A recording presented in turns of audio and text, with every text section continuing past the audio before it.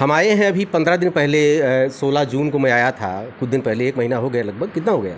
महीना 1 महीना हो गया अभिनव द्विवेदी जी के पास फिर आने का सौभाग्य मिला हमें।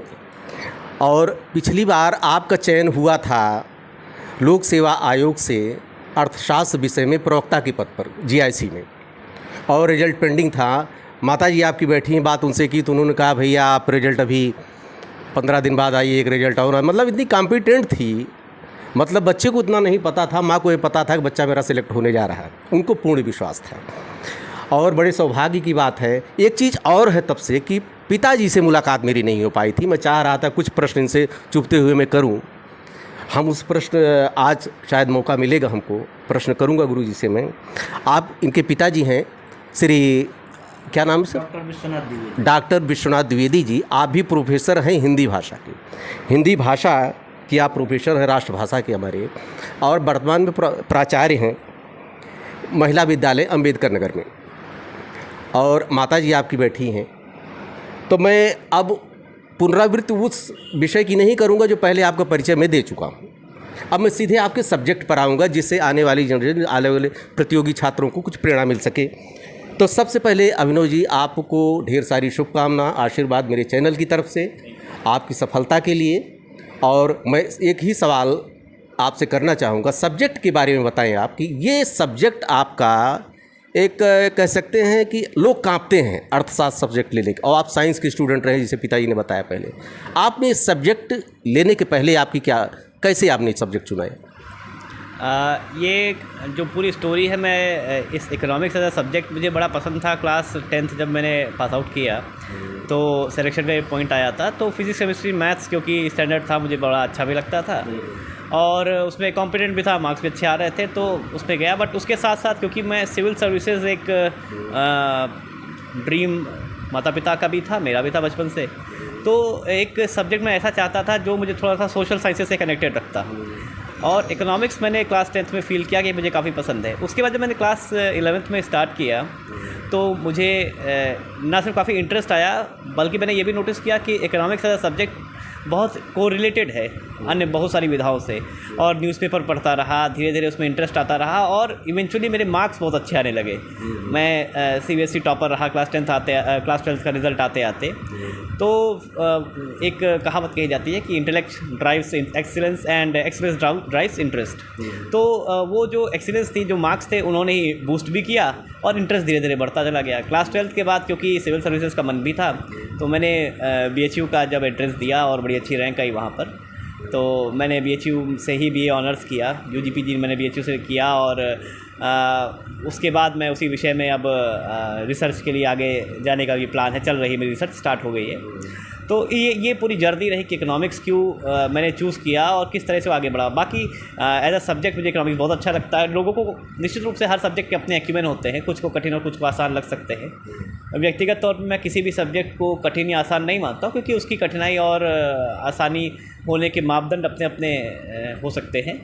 लेकिन ये सही है कि ये विषय मुझे बहुत इंटरेस्टिंग लगता है, और इससे मुझे कोई कठिनाई नहीं लगती। हाँ, ये है कि रिगरस है, मेहनत करनी पड़ती है, लेकिन सब्जेक्ट में इंटरेस्ट होने की वजह से मुझे बड़ा मज़ा आता है इसको पढ़ने में। नहीं, सब्जेक्ट में इंटरेस्ट तो है। आपने अभी टॉप किया था, पिछला अभी GIC में आपने टॉप किया था, लोक सेवा आयोग से जो परीक्षा हुई। आज आप गुरु जी बन चुके हैं। ये कहा चाहे आप असिस्टेंट प्रोफेसर पर आज चयनित हैं उच्चतर शिक्षा सेवा आयोग से। और जैसे ये कंप्यूटर जो होता है, जो मास्टर और कंप्यूटर दोनों में अंतर होता है। एक शिक्षक जो होता है वो भी IAS बनना चाहता है, लेकिन IAS नहीं बन पाता, वो शिक्षक बन जाता है। तो शिक्षक उसका सेकेंड रोल होता है। मतलब तो ये बताइए कि आप कैसे तालमेल, अभी आपकी सिविल सर्विसेज की तैयारी आप कर रहे हैं, आप शिक्षक बन चुके हैं, तो क्या इसको एंड माना जाए कि आपका सफ़र जारी रहेगा? व्यक्तिगत तौर पे मैं शिक्षक का पद और शिक्षक की वृत्ति को एक एडमिनिस्ट्रेटर से कहीं ज़्यादा ऊंचा मानता हूं। वो मैं भले ही मेरा लक्ष्य सिविल सर्विसेज करना हो, उसमें ज्वाइन करना हो, कि मैं देश में कुछ बदलाव जो चाहता हूं। कई बार होता है कि आप अथॉरिटी ना होने के कंडीशन में इंटेंट होने के बावजूद, मन होने के बावजूद आप वो बदलाव समाज में नहीं ला पाते हैं। तो सिर्फ इसलिए मैं एडमिनिस्ट्रेशन ज्वाइन करना चाहता हूँ। व्यक्तिगत तौर पे यदि मैं अगर रैंकिंग करूँ तो मैं शिक्षक की वृत्ति को, चाहे वो प्राइमरी का शिक्षक ही क्यों ना हो, मैं उसको हर हाल में किसी भी सीनियर एडमिनिस्ट्रेटर से ऊपर ही रखूँगा, क्योंकि समाज का निर्माता हुआ है। एडमिनिस्ट्रेटर तो बहुत छोटे काम करता है। लेकिन हाँ, यदि मेरी व्यक्तिगत जीवन के बारे में कहा जाए तो क्योंकि मेरा लक्ष्य रहा है सिविल सर्विसेज, और मैं अभी उस लक्ष्य के प्रति प्रेरित हूँ। यद्यपि इसका ये अर्थ कतई नहीं है कि मैं इस काम के प्रति, अपने शिक्षण के प्रति लापरवाह रहूँगा। मैं जब तक इस क्षेत्र में हूँ, जब तक मैं शिक्षण के कार्य में लगा हुआ हूँ, या आगे जीवन में यदि मैं आगे इसको कंटिन्यू करता हूँ, दोनों परिस्थितियों में शिक्षण मुझे व्यक्तिगत बड़ा पसंद है, मैं बड़ा इंटरेस्ट से पढ़ाता हूँ, तो मैं इसको भी उतनी ही ईमानदारी से करूँगा जितनी ईमानदारी से मैं एडमिनिस्ट्रेशन का काम करता या करूँ। दोनों परिस्थितियों में मैं शिक्षक भी उतना ही अच्छा बनने की कोशिश करूँगा। वो तो ईश्वर जाने हो पाता या नहीं, वो तो बात की बात है, परंतु मेरे मन में इस वृत्ति के लिए कहीं ज़्यादा सम्मान है। नहीं, एक कुछ आपने सेक्टर चुना होगा, किस सेक्टर में काम करना चाहेंगे अगर आप एडमिनिस्ट्रेशन में आ गए, IAS अधिकारी बन गए तो? प्राइमरीली अगर मुझे एक अधिकार क्षेत्र मिलता है तो मैं 2-3 चीज़ों पर बहुत फोकस करना चाहता हूँ। पहला तो जो सोशलिज़्म का घटता हुआ स्तर है आज के समय में, मैं देखता हूँ कि बहुत सारे लोगों को उनकी मूलभूत आवश्यकताएं नहीं मिल पा रही। बड़ी चीज़ें स्टेट अरेंज नहीं कर सकता, सबके लिए ये सत्य है। सबको 5 स्टार होटल की सुविधाएं नहीं दी जा सकती, उतना संसाधन एक राज्य के पास नहीं होता है। लेकिन मूलभूत सुविधाएँ हर व्यक्ति को मिल सकती हैं। भोजन, कपड़ा, एक रहने की छत, एक बच्चे को एक अच्छी standard education, basic health facilities, ये एक स्टेट की जिम्मेदारी है। मैं इंश्योर करूँगा, यदि मेरे पास एडमिनिस्ट्रेटिव पावर है, कि ये आम जन तक पहुँचे, पहली बात। दूसरा जो मेरा फोकस बहुत प्राइमरी है वो है एनवायरनमेंट। मैं देखता हूँ कि आज के समय में अंधाधुंध पेड़ों की कटाई होती है, जगह जहाँ जहाँ जंगल है उसको कब्जा किया जा रहा है, अतिक्रमण करके उसकी जगह या तो खेती का सामान तैयार किया जा रहा है, खेती की ज़मीन या फैक्ट्रीज़ या घर या लैंड एक्विजिशन किया जा रहा है। मैं आप फैज़ाबाद में देखते होंगे, बहु बेगम मकबरा जैसे इतने बड़ी सी एरिया में जितने भी पेड़ थे सब कट चुके हैं, अब वहाँ कुछ नहीं बचा है। तो इन सब चीज़ों पर मैं काम करूँगा and I will focus my self कि मैं बहुत ज़्यादा एफॉरेस्टेशन जहाँ जहाँ संभव होगा, वो सड़कों के किनारे हो, वो पब्लिक पार्क्स में हो, जहाँ भी हो, मैं चाहता हूँ कि ज़्यादा से ज़्यादा पेड़ लगने चाहिए हमारी प्रकृति के लिए। ये 2 चीज़ें मेरी फोकस में है। ये बताइए, इकोनॉमिक्स एक सब्जेक्ट बहुत टफ सब्जेक्ट माना जाता है, इसको कॉम्पिटिटिव सब्जेक्ट नहीं, कंपटीशन आपने सिविल में कौन सा सब्जेक्ट लिया है, और मतलब क्या इकोनॉमिक्स ही रखा है कि और आगे आप दूसरे सब्जेक्ट की तरफ आपकी रुचि है? आप कैसे इसको पढ़ते हैं, डाटा कैसे कलेक्ट करते हैं? ऐसा सब्जेक्ट है, हमेशा अपडेट रहना पड़ता है इसमें। और जितने ट्रेडिशनल सब्जेक्ट हैं, आपका हिस्ट्री है, हिंदी है और सब्जेक्ट हैं, उसमें आपको अपडेट की ज़रूरत है, खाली अभ्यास की ज़रूरत होती है। लेकिन इकोनॉमिक्स ऐसा सब्जेक्ट, अभ्यास के साथ साथ आपको अपडेट रखने की भी ज़रूरत है। कैसे आप तालमेल बैठा पाते हैं? सिविल सर्विसेज में मैंने जो अटेम्प्ट्स दिए अब तक, उसमें मेरे ऑप्शनल इकोनॉमिक्स ही रहा है। और यद्यपि अभी मेरा जो लक्ष्य है वो फाइनली कंप्लीशन नहीं हुआ है पूरी तरीके से, तो अभी मैं इस विषय पर बोलने के लिए शायद उतना अपने आप को कंफर्टेबल ना फील करूं। बट ये है कि अभी आगे मैं इसी सब्जेक्ट को रखने वाला हूं। और आपने जो कहा ये बात सत्य है कि इकोनॉमिक्स में अपडेट रखना पड़ता है, बट मुझे लगता है यही सब्जेक्ट का एडवांटेज है कि ये सब्जेक्ट कभी आपको बोर नहीं करता। कोई ऐसा डेटा नहीं है जो आपको रट के बैठना है। हर साल नया इकोनॉमिक सर्वे आता है, नया बजट आता है, वो फिर से मन रिफ्रेश हो जाता है, नई नई स्कीम्स आती हैं, तो इकोनॉमिक्स में इंटरेस्ट बना रहता है। और इसीलिए मैं इकोनॉमिक्स को एज अ सब्जेक्ट रखता हूँ। माता जी का मेरा हमेशा सपोर्ट रहा है कि मैं कुछ भी रखता हूँ, कुछ भी करता हूँ। मेरी फैमिली ने हमेशा ये पुश किया है कि आपको जिस भी क्षेत्र में जाइए उसमें एक्सीलेंट परफॉर्म करिए, वो क्षेत्र कौन सा हो ये निर्णय कभी उन्होंने नहीं किया। तो इसी सपोर्ट की वजह से मैं आज भी इस हिम्मत के साथ आपसे कह सकता हूँ कि मैं आगे भी लगूंगा, जुटूंगा, क्योंकि एक सपोर्ट सिस्टम, ये स्तंभ मेरे साथ जो है, स्पेशली माता जी मेरी, जिन्होंने पूरा अपना करियर दांव पर लगा दिया हम लोगों के लिए। तो इन लोगों की वजह से ही मैं ये हिम्मत कर पा रहा हूँ कि सिविल सर्विसेज में था, 1-2 फेलियर्स के बावजूद भी मैं जुटा रहा, और आज ये छोटी मोटी सफलताएं जो आई हैं वो माता पिता भाई के ही सहयोग की ही बदौलत। मैं तो मानता हूँ कि 70% सफलता का श्रेय इनको जाता है, बाकी 30% में बाकी सब इंक्लूडेड है। पिताजी भी बैठे नाराज न हो जाए, लग रहा है हमको। नहीं, मेरी पिताजी का भाई 70% माता जी को आपने दे दिया, कुछ छोड़िए तो। नहीं, 70% मैंने सबको दिया, बट वैसे भी मैं 50% माता जी को दूंगा, क्योंकि हमारे वहाँ मेरे फादर ने हमको जो प्रिंसिपल्स दिए हैं, एक मैं समझता हूँ कि इस बैकग्राउंड में होते हुए इतना मॉडर्न इतना फ्यूचरिस्टिक हिंदी विषय के हैं, बड़े ट्रेडिशनल हैं, लोगों को लग सकता है कि बड़े पितृसत्तात्मक समाज में हम रह रहे होंगे, परंतु मेरे घर जैसा जेंडर इक्विटी मैंने कहीं देखी नहीं। इतना महिलाओं के प्रति सम्मान, इतना महिलाओं को स्वतंत्रता, इतनी इक्विटी जो मेरे फादर ने क्रिएट की है। हमारे घर में कोई वर्क डिवीज़न नहीं है, जो एक डिवीज़न ऑफ लेबर एक सोसाइटी में होता है कि महिला का काम इतना है, पुरुष का काम इतना है, ये हमारे वहाँ नहीं है। हमारे वहाँ नौकर ना आने की परिस्थिति में बर्तन मैं भी धुलता हूँ, पोछा छोटे भाई लगा देते हैं, ये सब काम हम बराबरी से बांट लेते हैं। हमारे वहाँ ये परिस्थितियाँ नहीं है कि माता जी घर पे हैं तो काम वही करेंगी। हमारे वहाँ ये भी नहीं कहा जाता कि ये काम मम्मी का, आप मम्मी की मदद कर रहे हैं। हमारे वहाँ कहा जाता है ये घर का काम है, मम्मी का काम नहीं है। जब खाते हम सब हैं तो बर्तन मम्मी अकेले क्यों धुले, तो पापा बराबर हाथ बटाते, हर कोई अपना अपना रोल अदा करता है। तो ये प्रिंसिपल्स मुझे फादर से ही मिले हैं और मेरी मदर का सेक्रीफाइस सबसे ऊपर है, निश्चित रूप से उनके बराबर कोई नहीं। और इन लोगों का भी कोई कम नहीं है। ईश्वर रहे, महामना जी जिनकी बगिया में हम पढ़े, मेरे गुरुजनों, उन सबका भी बराबर सहयोग रहा है। व्यक्ति कर्म तो बहुत लोग करते हैं, लेकिन जब अनुकूल एक एनवायरनमेंट मिलता है, ऐसा सपोर्ट सिस्टम मिलता है, तो सफलता प्राप्त करने की जो डगर है थोड़ी आसान ज़रूर हो जाती है। अध्यात्म की तरफ आपका रुचि ज़्यादा तो नहीं, कहीं आपका भाव से ले रहे, तिलक लगाए हैं, माला पहने हैं, इसके बारे में कुछ आप खुलासा करें। आध्यात्मिक मैं हूँ और मेरा मानना है कि व्यक्ति को आध्यात्मिक होना चाहिए, क्योंकि पहली बात तो ये हमारी भारतीय संस्कृति है और संस्कृति से जुड़ाव होना ही मनुष्य के लिए उसी तरह है जैसे एक पेड़ अपनी जड़ों से जब तक जुड़ा रहेगा तब तक वो पेड़ खड़ा रहता है, अन्यथा जड़ों से छूटने पर फिर आप रूटलेस हो जाते हैं। फिर संभावना है कि आप बहुत ऊँचे जा सकते हैं, संभावना ये भी है कि आपको हवा उड़ा कर ले जाएगी। तो मैं कोशिश करता हूँ, बहुत समय तो नहीं दे पाता हूँ, किंतु सुबह शाम की पूजा निश्चित है।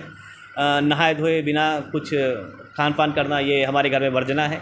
एक रूटीन मम्मी ने फिक्स कर रखी है कि सुबह आप रात में सोइए चाहे 4 बजे, उठना सुबह 6:30 बजे से पहले ही है। वो लेटेस्ट है कि आप बहुत रात में सोए हो तो 6:30-7 बज सकता है, बट उतना भी कभी हो नहीं पाता है। तो ये रूटीन बधी हुई है। रामचरितमानस, भगवद गीता, इन सब का पाठ मैंने कई बार किया है और जितनी बार किया है जीवन के कई कठिनाइयों से, कई बार कई तरीके के कन्फ्यूजन से मैं निकला हूँ बाहर। तो मैं मानता हूँ कि व्यक्ति को इन सब क्षेत्रों में भी थोड़ा बहुत दखलंदाजी रखनी चाहिए। आप दखल देंगे, जब आप पढ़ेंगे तो आप देखेंगे कि कितना ज्ञान का खजाना भरा पड़ा है हमारे ट्रेडिशनल जो शास्त्र हैं, वेदास हैं। एटलीस्ट आप उसका जो भी पार्ट 100% कुछ भी एप्लीकेबल नहीं होता, वो सदियों पुरानी लिखी गई किताबें हैं, लेकिन उसका जो भी पार्ट एप्लीकेबल हो अपनी लाइफ में जब उतारेंगे तो बहुत फेवरेबल रिजल्ट्स मिलते हैं। ये मैंने अपने जीवन में देखा है। ये अर्थशास्त्र का भविष्य कैसा है? जैसे अभी प्रतियोगी छात्र आपको देख रहे हैं, कुछ अभी तक के भाई ये माना जाता था कि अर्थशास्त्र एक कॉम्पिटिटिव सब्जेक्ट नहीं माना जाता था, इसका आप भविष्य क्या देखते हैं? उनको क्या आप सलाह देना चाहेंगे बच्चों को? अभी मैंने मल्टीपल एग्ज़ाम्स में देखा है, यूपी पीसीएस का 2020 का टॉपर और mister Agarwal, I am not remembering the name exactly, I think 2013 के वो टॉपर थे यूपीएससी के। इकोनॉमिक्स एज सब्जेक्ट अगर हम एज कॉम्पिटिटिव एग्ज़ाम का सब्जेक्ट के बारे में बात करते हैं तो व्यक्तिगत तौर पे विषय तो मुझे बड़ा पसंद है। वो सब्जेक्ट कॉम्पिटिटिव एग्ज़ाम में सफल हो या ना हो, आपको विषय का चुनाव उस हिसाब से नहीं करना चाहिए। ये मेरा मानना है कि कॉम्पिटिटिव एग्ज़ाम्स तो पार्ट ऑफ लाइफ है, लाइफ नहीं है, आप उसको एंड गोल नहीं मान सकते। मैं इकोनॉमिक्स इसलिए नहीं पढ़ता हूँ कि उसमें नंबर ज़्यादा आते हैं, मुझे इकोनॉमिक्स इसलिए पसंद है क्योंकि वो मुझे पसंद है। तो सब्जेक्ट का चुनाव पहली बात तो ऐसे करना चाहिए। लेकिन फिर भी यदि हम उसको कॉम्पिटिटिव एग्ज़ाम्स के तौर पे आपने प्रश्न पूछा ही है तो इकोनॉमिक्स ना सिर्फ बहुत अच्छा, बहुत स्कोरिंग सब्जेक्ट है, साथ ही साथ उसमें जो आप पढ़ते हैं वो और भी बहुत जगह इस्तेमाल होता है। जैसे हम अगर लोक सेवा आयोग की या सिविल सर्विसेज की बात करते हैं तो जो पेपर 3 है उसमें इकोनॉमिक्स का बहुत बड़ा हिस्सा आता है। तो आप अगर आपका सब्जेक्ट इकोनॉमिक्स है तो आपका समझिए वो भी तैयार हो रहा है साथ साथ। इसी तरीके से बाकी पेपर्स में भी इकोनॉमिक्स का बड़ा पोर्शन एक आता ही आता है जो आपको वैसे भी पढ़ना ही है। तो यदि आपका सब्जेक्ट रहेगा तो थोड़ा उसमें भी एडवांटेज मिल जाता है। तो मेरा मानना है कि एक अच्छा सब्जेक्ट हो सकता है। 2 सवाल एक साथ में करूँगा, दोनों का आप बहुत शार्ट में जवाब दे दें। पहली चीज़, सोशल मीडिया बहुत हावी है, यूट्यूब, सोशल मीडिया। बहुत गरीब छात्र हैं जिसके पास इंटरनेट नहीं है, आज भी सुविधाएं नहीं हैं गांव में, बहुत कुछ करना चाहते हैं बच्चे, उनके लिए आप क्या सलाह देंगे? और आप इसका अर्थशास्त्र का भविष्य क्या है, दोनों पे आप फोकस कर दीजिए। आज मैं अपना व्यक्तिगत बताऊं, मैंने अर्थशास्त्र की पढ़ाई में मैक्सिमम जो ज्ञान का मेरा स्रोत रहा या तो मेरे शिक्षक रहे हैं या फिर पुस्तकें रही। मैंने कोशिश किया है कि मैं मिनिमम यूज़ करूं इंटरनेट रिसोर्सेज का। और बुक्स अगर आप डेडिकेटेडली पढ़ते हैं और एक अच्छा पीयर ग्रुप रखते हैं जिसमें आप डिस्कशन कर सकते हो यद्यपि ये सही है कि इन सब सुविधाओं में थोड़ा आराम ज़रूर हो जाता है। कभी कोई कन्फ्यूजन फंसा, आपने यूट्यूब पे एक वीडियो देख ली तो थोड़ा वो टाइम बच जाता है आपका। तो उसके बदले जिसके पास ये नहीं हो वो तो या तो पीयर ग्रुप अपने टीचर के साथ कांटेक्ट में रहे, या आज सरकार की बहुत सारी योजनाएं चल रही हैं। इंटरनेट अब वो उतना महंगा नहीं रहा जितना पहले कभी हुआ करता था। पहले मुझे याद है 200 रुपये में 1 GB मिलता था, आज 150 रुपये में 70 GB मिल रहे हैं, 300 रुपये में 90 GB 3 महीने के लिए मिल जाता है। तो आदमी अगर इतना अरेंज कर ले तो इंटरनेट आज के समय में बहुत एक्सेसिबल है। गवर्नमेंट भी काम कर रही, भारत नेट जैसे प्रोजेक्ट्स हैं कि हर गांव इंटरनेट सरकार ने जिम्मेदारी ली है कि वो पहुंचाएगी ब्रॉडबैंड।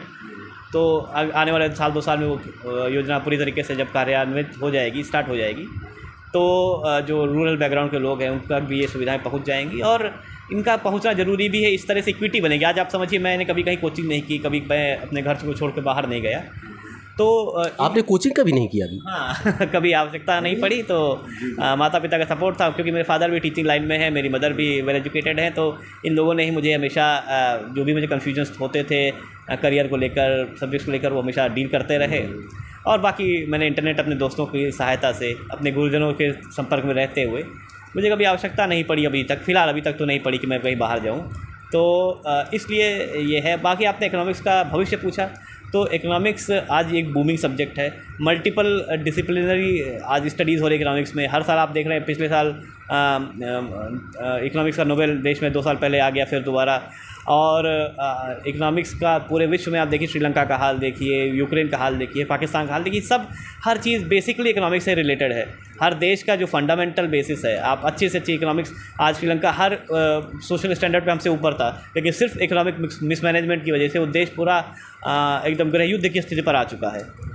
तो इकोनॉमिक मैनेजमेंट कितना इंपॉर्टेंट है, आप इन छोटे मोटे एग्जांपल से अंदाज़ा लगा सकते हैं। तो भविष्य बहुत उज्जवल है, और इकोनॉमिक्स की जो सीरियस स्टडी करने वाले छात्र हैं उनके लिए संभावनाओं की कोई कसर नहीं है। बहुत ऑप्शंस खुले हुए हैं। सिविल सर्विसेज ये सब तो छोटे छोटे हैं, कई सारे बैंक्स हैं, RBI है, मल्टीपल अदर ब्रांचेज है, इकोनॉमिक जो लीगल इकोनॉमिक टीम्स होती हैं प्राइवेट कॉरपोरेट्स में, बहुत संभावना है इकोनॉमिक्स के साथ। बात तो बहुत करनी थी आपसे अभिनव जी, और आप IAS की तैयारी कर रहे हैं, सिविल सर्विसेज की, जल्दी फिर आने का हमको मौका मिले। ढेर सारी शुभकामनाएं और आशीर्वाद आपको।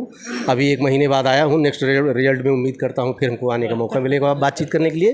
ढेर सारी शुभकामनाएं। बधाई। आपके पिताजी बैठे हैं, मैं इनसे बात करना चाहूँगा। आप गुरुजी, आप हिंदी के अध्यापक हैं, हिंदी विषय है आपका, बच्चे को इंग्लिश मीडियम में आपने पढ़ाया, और वो भी सब्जेक्ट आपने इकोनॉमिक्स दिलाया। और ये कैसे पेरेंट्स का बहुत बड़ा योगदान होता है। बच्चा कुछ भी लेता है, कोई भी सब्जेक्ट लेता है तो बिना पेरेंट्स से सलाह, और कुछ पेरेंट्स तो थोपते भी हैं कि नहीं इसको लीजिए आप इसके बारे में जो थोड़ा स्पष्ट कर दीजिए बहुत थोड़े समय में। मेरा विचार ये रहा है कि कभी भी अपने विचारों को अपने बच्चे पर थोपना नहीं चाहिए। उससे उसकी जो निजता है वो बाधित होती है। हमें ये ऑब्ज़र्व करना चाहिए, ये बराबर निरीक्षण करता रहना चाहिए कि हमारे बच्चे के अंदर इनपुट क्या है, किस तरह की क्षमताएं हैं उसके अंदर, क्या कर सकता है। जब उसको हम इस तरह की स्वतंत्रता देंगे तो उसके अंदर की जो निजता है वो प्रकट होकर निकल करके सामने आएगी, और यही निजत्व ही उसको आगे ले जाएगा। लोग कहते हैं कि पुत्र पिता की कॉपी होता है, लेकिन मैं ये कहता हूँ कि पुत्र पिता से भी एक कदम और आगे होता है। Child is the father of man. तो निश्चित रूप से उसके अंदर की जो अपनी चीज़ें हैं, जो हमसे आगे उसने सीखा है, न्यू जनरेशन है, उसमें वो क्या कर सकता है अच्छे से अच्छा, इस पर विचार करना चाहिए और बच्चे को स्वतंत्रता देनी चाहिए। उसके मन के अनुसार उसकी शिक्षा को आगे ले जाना चाहिए। जहाँ तक सवाल है कि उसको मैं हिंदी का होते हुए उसको इंग्लिश मीडियम मैंने क्यों पढ़ाया, आज ग्लोबलाइजेशन का ज़माना है। शिक्षा में भी वैश्विकता की ज़रूरत है, क्योंकि हम ये जानते हैं कि मात्र हिंदी विषय पढ़ करके कि कोई भी व्यक्ति अपनी जो यूटिलाइजेशन है, अपनी जो क्षमताएं हैं, उनका सम्यक उपयोग नहीं कर सकता।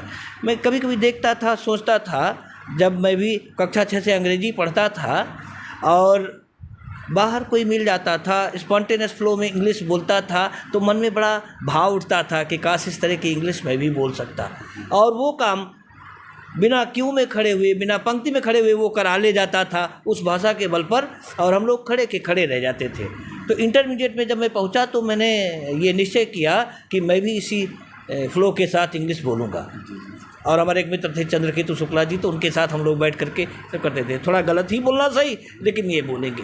मेरे मन में उसी दिन से ये भाव था कि हमारे बच्चे होंगे तो उनको अंग्रेजी में भी मैं उतना ही दक्ष करूँगा। मैं यहाँ हिंदी को दोयम दर्जे का नहीं मानता हूँ, ये तो मेरी राष्ट्रभाषा है, मेरी मातृभाषा है, मुझे गौरवान्वित करती है। लेकिन मेरे मन में एक बात हमेशा रही है, किसी भाषा के प्रति कोई विद्वेष नहीं है मेरे मन में, वैमनस्यता नहीं है मेरे मन में कि ये पराधीनता की भाषा रही इसलिए नहीं जानना चाहिए। अगर हमारा ज्ञान एकांगी है तो हम उस विषय पर कुछ कह नहीं सकते हैं। अगर हमें उर्दू पर कुछ कहना है, कुछ टीका टिप्पणी करना है, कुरान पर कुछ टिप्पणी करना है, तो जब तक कुरान का हमने सर्वांगीण अध्ययन नहीं किया तब तक कुरान पर हम कुछ कहने के अधिकारी नहीं हो सकते। इसलिए हमें पहले कुरान पढ़ना चाहिए बोलने से पहले। तो मैंने दिमाग में बैठाया था कि बच्चों को हिंदी का ज्ञान तो मैं बढ़िया बेहतर दूंगा। मेरा बेटा भी बोल रहा था अगर आप हिंदी में उससे संवाद करें तो मैं समझता हूँ कि और अधिक अच्छी अलंकारिक हिंदी में वो बोल सकता है। तमाम सारी रचनाकारों की कविताएं उसको कंठस्थ हैं, लेकिन आज की ज़रूरत है समाज में अपनी पैठ बनाने के लिए। आज जो इनके ये परिणाम आ रहे हैं, ये सारे मेरी समझ से, जब अभी ये भी इंटरव्यू था, मैं साथ गया हुआ था 14 तारीख को प्रयागराज, तो एक अध्यापक ने, एक एक्सपर्ट ने इनसे ये सवाल किया कि आपकी इंग्लिश तो खैर बहुत अच्छी है, लेकिन ये कॉलेजेस जहाँ हैं, जहाँ आपको अपॉइंट किया जाएगा, जहाँ आपकी पोस्टिंग होगी, वहाँ बहुत सारे 80-90% बच्चे ऐसे होंगे जो हिंदी माध्यम के हैं, फिर कैसे उन्हें संतुष्ट कर सकेंगे। तो इन्होंने कहा कि ये माध्यम मात्र है। चूँकि मेरा माध्यम रहा है तो मैं जो टेक्निकल वर्ड्स हैं उनको छोड़ करके मैं हिंदी में भी बेहतर पढ़ा सकता हूँ। तो उन्होंने 3 मिनट का इनको मौका दिया और 3 मिनट में जिस तरह हिंदी में इन्होंने पढ़ाया वो सब बड़े प्रसन्न हो गए। मैं समझता हूँ उसी का कारण है, जब इनकी डाइवर्सिटी उन्होंने देखी, इनके ज्ञान का उन्होंने विवेचन किया होगा तो उनको लगा होगा कि नहीं ये कैंडिडेट बहुत ही अच्छा है। आजकल मैं देखता हूँ तमाम सारे आयोगों में बड़ा भ्रष्टाचार है, लेकिन 1 महीने पहले इन्होंने टॉप किया था, फिर दूसरा रिजल्ट आया और हम सब पूरा आश्वस्त थे कि अभिनव का निश्चित तौर पर होगा। हमारे महाविद्यालय के सारे लोग कह रहे थे कि अभिनव का निश्चित रूप से होगा। और कल रात जब ये रिजल्ट आया, हालांकि हम लोग एक दुखद घटना से इस बीच गुजर रहे थे, परसों मेरी भतीजी का निधन हुआ, लेकिन ये जब रिजल्ट आया तो मन थोड़ा सा प्रफुल्लित हो गया कि वास्तव में बच्चे के पास कुछ है ऐसा जो आज केवल अगर उसे हिंदी का ज्ञान होता तो जो टर्मिनोलॉजी है, जो टेक्निकल वर्ड्स हैं जिन्हें हम पारिभाषिक शब्दावली कहते हैं, शायद वो न जान पाता। और यही कारण है कि मैंने कभी विषय और विषयी में अंतर नहीं समझा। ये गीता भी पढ़ते हैं, आप रामचरितमानस पर भी बात कर सकते हैं, हमारा जो वैदिक साहित्य है उस पर बात कर सकते हैं, जो आर्ष साहित्य है उस पर बात कर सकते हैं, वेदांत पर बात कर सकते हैं, कहीं से भी बात कर सकते हैं। और मेरा ये मानना रहता है कि एक तो आपकी मातृभाषा है, एक भाषा आपके पास कोई और ऐसी होनी चाहिए जो वैश्विक स्तर पर काम कर सके, यहाँ से कहीं भी जाएं। अभी एक यात्रा पर हम लोग गए हुए थे और मैंने फ़्लाइट का उपयोग किया, तो मैं अभिनव के सहारे ही बैठा हुआ था, मानस के सहारे बैठा हुआ था, और इन लोगों ने परिचारिकाओं से, एयर होस्टेस से, वहाँ से, और इतना सारा रूल्स इन्होंने फ़्लाइट के बारे में पढ़ रखा था कि तमाम सारे लाभ इनके कारण मुझे मिले। मैं तो पीछे हो गया। इन्हें पता था कि 3 घंटा अगर फ़्लाइट लेट होती है तो हमको रिफ्रेशमेंट मिलना चाहिए। इन्होंने खट से क्लेम किया और एयर होस्टेस दौड़ी आई, सर प्रोपोगंडा न कीजिएगा, नहीं सबको देना पड़ेगा, मैं आपको दे रहा हूँ। और दिया उन्होंने एकोमोडेशन, 6 घंटे से अधिक अगर फ़्लाइट लेट हो रही है एकोमोडेशन उनको देना होगा। तो ये तमाम सारी नई चीज़ें मैं बच्चों से सीखता भी रहता हूँ। और हिंदी के साथ साथ मैंने देखा कि अंग्रेज़ी का हम कितना भी कहें, कितना भी विरोध करें, लेकिन पूरी दुनिया में चाहे सोशल मीडिया हो, चाहे टेक्नोलॉजी हो, चाहे वेब्स हो, चाहे और तमाम सारी चीज़ें हों, अंग्रेज़ी बोल करके, अंग्रेज़ी में काम करके लोग ज़रा से अपने को गुड फील करते हैं। तो मैं तो ये चाहूँगा कि विद्यार्थियों को चाहिए कि बिना किसी रागत द्वेष के, बिना किसी विभेद के हिंदी भाषा को हम अपनी माता को सर्वाधिक सम्मान दें, लेकिन किसी अन्य माता का अपमान न करें। हम सभी भाषाओं का ज्ञान, अगर 13-14 भाषाओं का ज्ञान हमारे यहाँ नरसिम्हा राव जी को पूर्व प्रधानमंत्री जो रहे हैं भारत के, उनको 14 भाषाओं का ज्ञान था। जहाँ जाते थे उस तरह की भाषा में बोलते थे। लोग कहते थे विद्वत्ता की यही परिभाषा है कि अधिक से अधिक अर्जन कर सके, हम अधिक से अधिक आपको जान सके। आप हमारे पड़ोसी हैं, अगर आपकी अभिवृत्ति नहीं जानता हूँ, एटीट्यूड नहीं जानता हूँ, आपकी लाइक नहीं जानता हूँ, डिसलाइक नहीं जानता हूँ, तो मैं आपके हृदय में नहीं बैठ सकता हूँ। इसलिए ज़्यादा से ज़्यादा वैश्विकता को बढ़ावा देने के लिए, क्योंकि आज एजुकेशन हब जो है वो यूनिवर्सल होता जा रहा है, धीरे धीरे पाठ्यक्रम एक होता जा रहा है। जो न्यू एजुकेशन पॉलिसी आई है वो वैश्विक स्तर पर कैसे उसको एकीकृत किया जाए, इस कारण से मुझे ये लगता है कि हिंदी के साथ साथ अन्य भाषाओं का ज्ञान भी हो तो बेहतर ही होगा।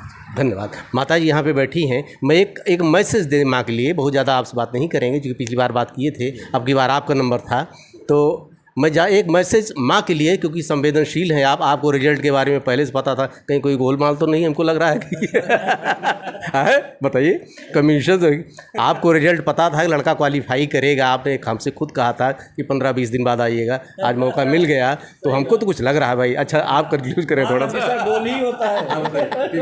नहीं, ऐसा बिल्कुल भी नहीं है मुझे, लेकिन मुझे अपने बेटे पर पूर्ण विश्वास है कि वो जिस परीक्षा में जाएगा वो परीक्षा वो ज़रूर उत्तीर्ण करेगा। और माँ के लिए यही मैसेज है कि मुझे आज इतनी खुशी हो रही है, इतनी प्रसन्नता हो रही है कि मैं उसको व्यक्त नहीं कर पा रही हूँ कि मैं किन शब्दों में कहूँ।